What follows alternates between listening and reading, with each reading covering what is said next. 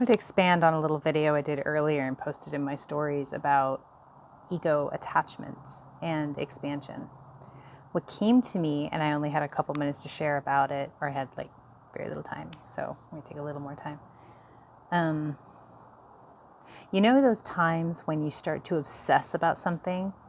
Maybe you're obsessing about a relationship, or you're obsessing about money, or you're obsessing about a situation, or you're diving fully into some drama-filled experience. You know what I'm talking about? It's like when it's all you can focus on, all you can think about, it's just digs away. So that's an attachment.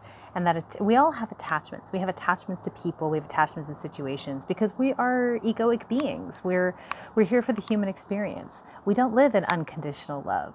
Our practice as spiritual people, as those on the spiritual path, our practice is unconditional love, but it is a practice. And we default to the fear brain, which is an ego brain, which is riddled with attachments.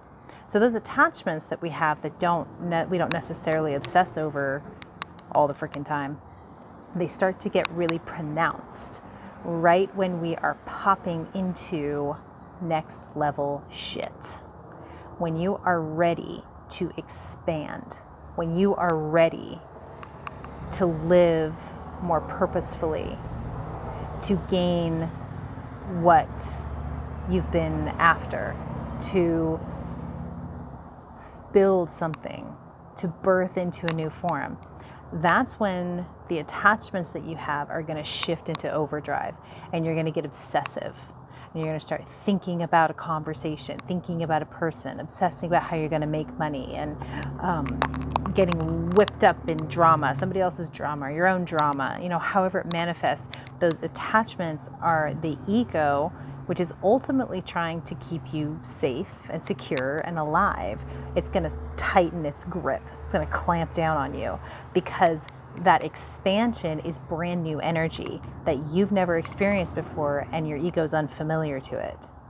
So anything that is not familiar to the ego is going to automatically say no. It's going to fight it because it's trying to protect you, but it's not a conscious thing.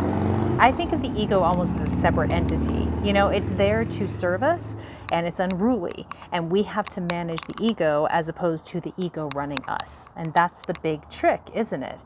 Living our lives, managing our own ego instead of letting the ego drive us through our fears, through our bravado, whatever it is, however it shows up.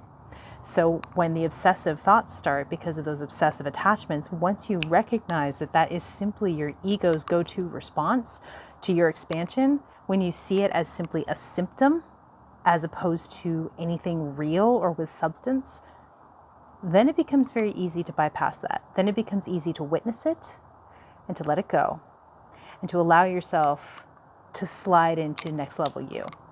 Because it is too easy to believe the stories of your ego and not allow yourself to expand fully.